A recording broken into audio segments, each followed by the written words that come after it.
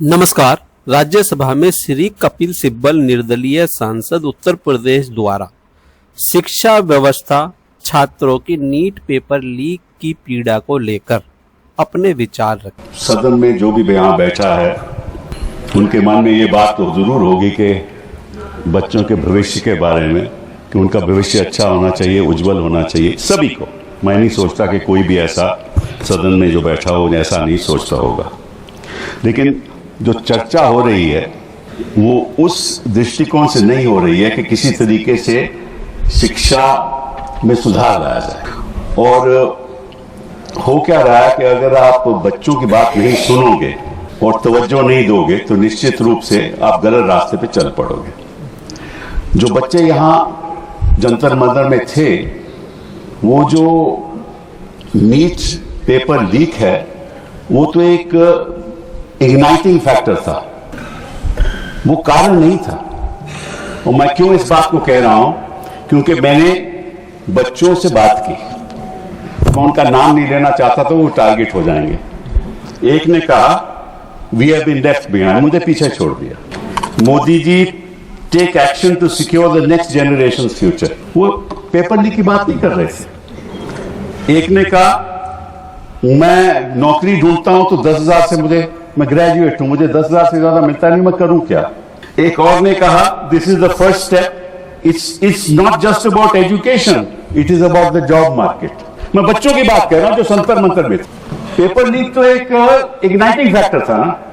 फिर एक ने कहा resignation is not an end, it's the beginning, we haven't even scratched the surface.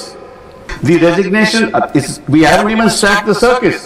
His resignation is not an end, but only the beginning. The movement started by Gen Z must continue until every deserving student in this country gets an equal opportunity based purely on merit.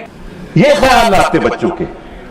एक ने कहा the protest is no longer about one exam or a paper leak. It is about rebuilding trust in education and the recruitment system. तो बच्चों का ख्याल ये नहीं था कि पेपर लीक हुआ या नहीं हुआ, वो तो होगा। ये जो विधायक लाए हो ना, इसकी असम्पशन ही है कि पेपर लीक होगा। यस, तो नेचुरली तो ये इशू नहीं है देश के बच्चों के सामने। देश के बच्चों के सामने उनका भविष्य का इशू, उसके बारे में आप सोचती है। उसके बारे तो आप विधेयक को लाए नहीं। इस देश में सिचुएशन क्या है कि 1 लाख से ज्यादा तो सिंगल टीचर स्कूल है। कैसे भविष्य बनेगा उसका? 2 मिनट बोल देंगे सर, 1 मिनट और कंप्लीट करें। बोलिए। मैं देखिए, मैं कोई इधर उधर की बात नहीं, समय देखिए। देखो, और IITs, IIMs, आईसर्स में 28%, 5-6% वैकेंसीज हैं। क्या होगा उच्च शिक्षा का?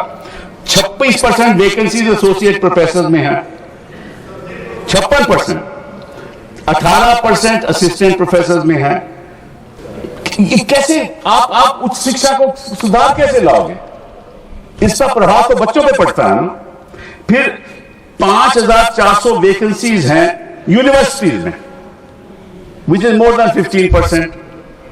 81% of India's children who are enrolled, 81% in higher education, they can't get a job.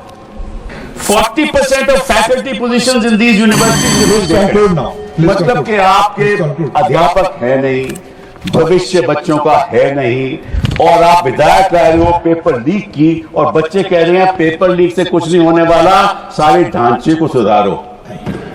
यही बात मैं कहना चाहता था, आपने मुझे अनुमति दी, बहुत बहुत थैंक यू। तो यह जानकारी यदि आपको अच्छी लगी है तो वीडियो को लाइक करें, वीडियो को शेयर करें, और यदि आपने हमारा चैनल सब्सक्राइब नहीं किया है तो चैनल को सब्सक्राइब कर लें। मिलते हैं इसी तरह की नई अपडेट और नई जानकारी के साथ। जय हिंद, जय भारत, धन्यवाद साथियों।